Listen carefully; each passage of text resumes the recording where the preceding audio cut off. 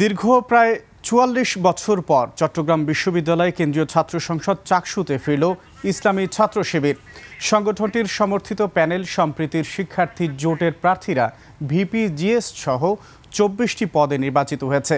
AGS সহ খেলাধুলা সম্পাদক পদে নির্বাচিত হয়েছে ছাত্রদল মনোনীত প্রার্থী। নির্বাচিত ভিপি মোহাম্মদ ইব্রাহিম হোসেন ও জিএস সাইদ বিন হাবিব চট্টগ্রাম বিশ্ববিদ্যালয়কে একটি বিশ্বমানের শিক্ষা প্রতিষ্ঠান হিসেবে গড়ে তোলার পাশাপাশি সবাইকে সাথে নিয়ে কাজ করার অঙ্গীকার করেছেন। বিভাগীয় প্রতিনিধি হাসান ফেরদৌসের প্রতিবেদনে ডেস্ক রিপোর্ট। ক্যামেরায় ছিলেন বিপ্লব মজুমদার।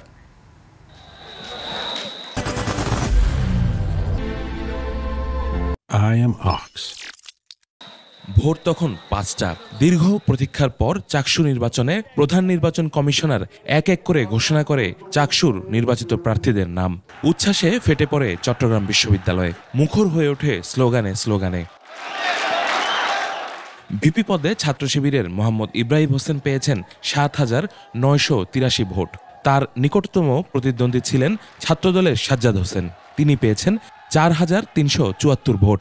জিএস পদে ৮,০৩১ ভোটে নির্বাচিত হয়েছেন একই প্যানেলের সাইদ বিন হাবিব। তার নিকটতম প্রতিদ্বন্দ্বী ছাত্রদলের মোহাম্মদ সাফায়েত পেয়েছেন ২,৭৩৪ ভোট। এজিএস পদে নির্বাচিত হন ছাত্রদলের আইয়ুবুর রহমান তৌফিক, তিনি পেয়েছেন ৭,০১৪ ভোট।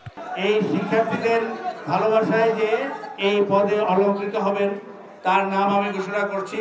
তিনি ৭,৯৮৩ ভোট পেয়ে মোহাম্মদ ইব্রাহিম হোসেন।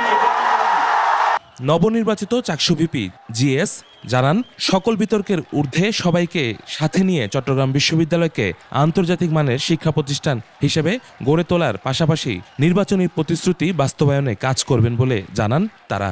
আমাদের যে চাওয়া ছিল যে আমরা একটা স্বপ্নের ক্যাম্পাস বিনির্মাণ করতে চাই, ইনশাল্লাহ আজকে থেকে আমাদের যে পথ চলা শুরু হলো।